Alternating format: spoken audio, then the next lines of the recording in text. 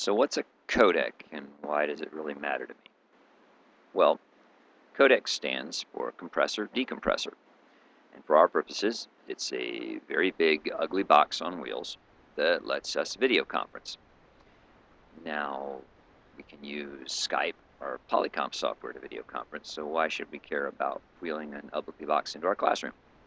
Well, it's easiest to demonstrate if I just place a call with the desktop software to our codec. And we'll multitask while I do this. So, we have all the usual Skype-like controls over here. I can determine whether or not I want to see myself in the frame or not by turning it on and off.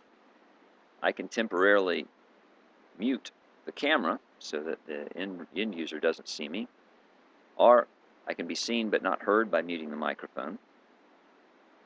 All that's easy enough to do in any video conferencing software.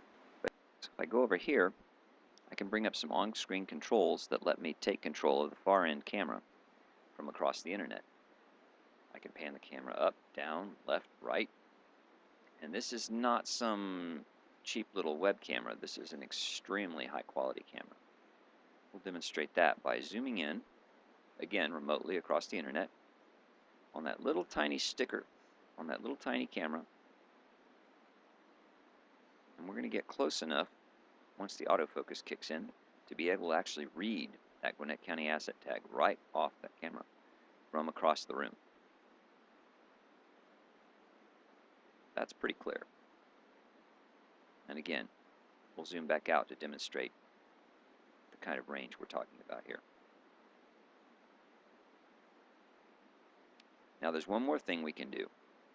Since this software is running on a desktop computer, I can also share any open applications with the end user by simply selecting them, and they'll be displayed on their screen.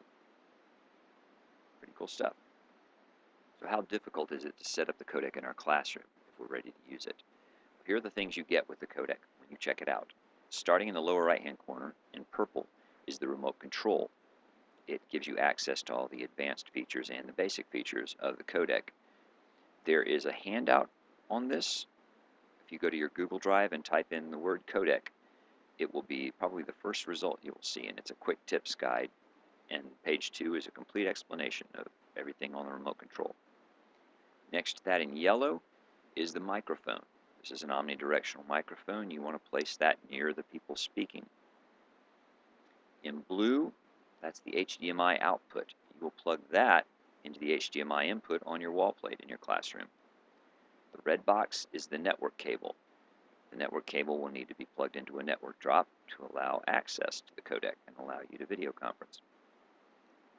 Finally, the green box highlights the RGB cable, which also has an audio input.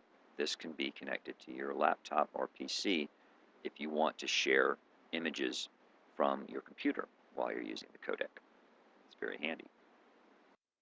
So after wheeling the codec into your classroom and plugging all the cables in appropriately, the last thing you'll want to do is select Input 2 on the wall plate for your projector.